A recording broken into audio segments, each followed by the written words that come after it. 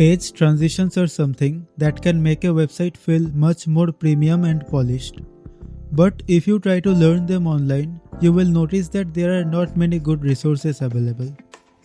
So in this video, I'm going to show you how to create a premium page transition effect using SVG from start to finish.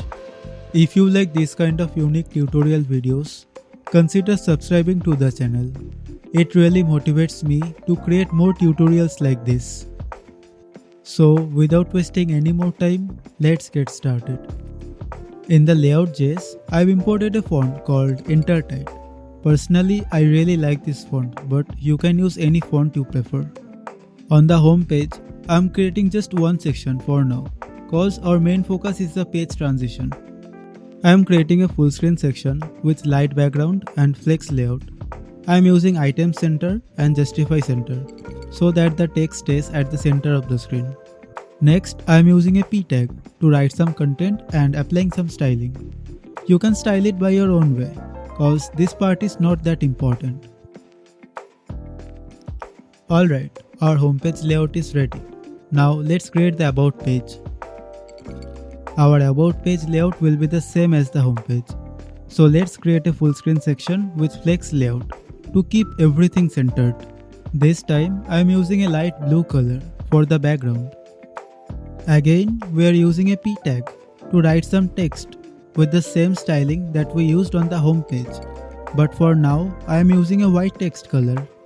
Alright, we have created both of our pages. Now let's create the nav to connect these two pages. I am creating a simple nav for now. But if you already have a pre-built nav, you can use it here. I am keeping the nav at the top center of the screen using fixed position.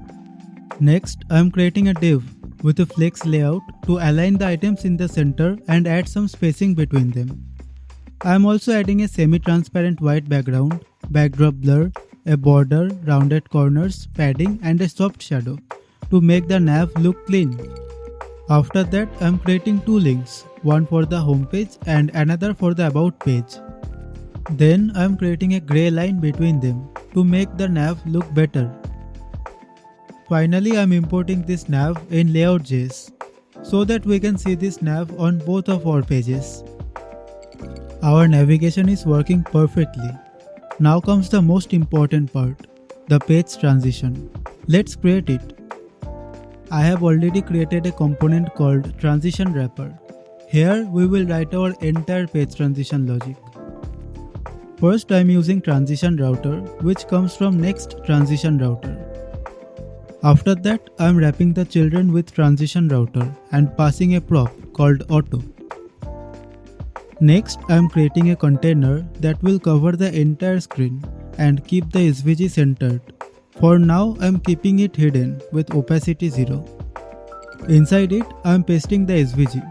This is the curly line SVG that will animate when the route changes.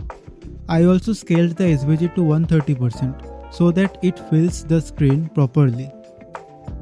Now I am importing all the necessary things including GSAP and DrawSVG. And I am also creating two refs, transition overlay ref and SVG path ref. Next, let's attach the refs to their respective elements so that we can animate them properly. Now I am using use effect to set the initial state of our SVG path. I am checking if the SVG path ref exists and then using GSAP to set its initial properties.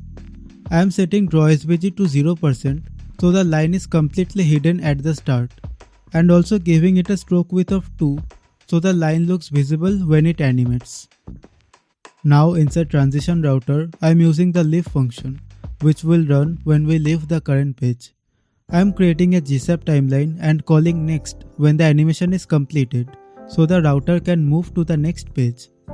First, I am fading the overlay by animating its opacity to 1 and then at the same time, I am animating the SVG path using DrawSVG and increasing the stroke width to create the transition effect.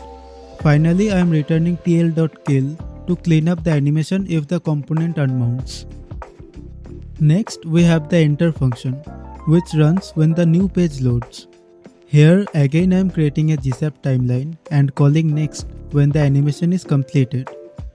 First I animate the SVG so the lines finishes the drawing and its stroke width goes back to normal. After that I fade out the overlay by setting the opacity to 0, and finally I reset the SVG to its initial state, so it is ready for the next transition. I am also returning tail.kill to clean up the timeline and prevent any unwanted animation issues. So that's all. I almost forgot to register the DrawSVG plugin, so I am doing that now. Finally, in the layout.js, I am wrapping the nav and the children with the transition wrapper so that the page transition works properly. And finally, we have created a premium page transition effect that you can use any of your existing projects. So that's all for the video. If this video helped you, let me know in the comments. I will see you in the next one.